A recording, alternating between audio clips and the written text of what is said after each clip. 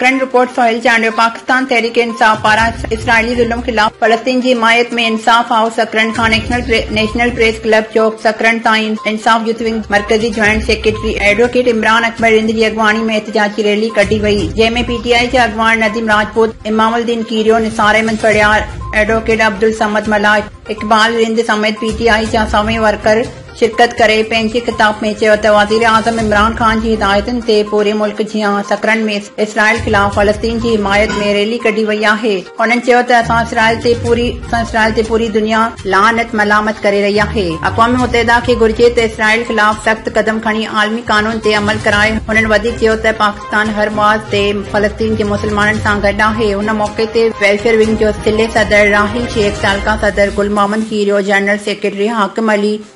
अली जमाली, तालका सदर काजी अहमद SK चांडियो, इकबाल रिंद, साहिब खान नुनारी समेत केतिरा ई वर्कर शामिल हुआ।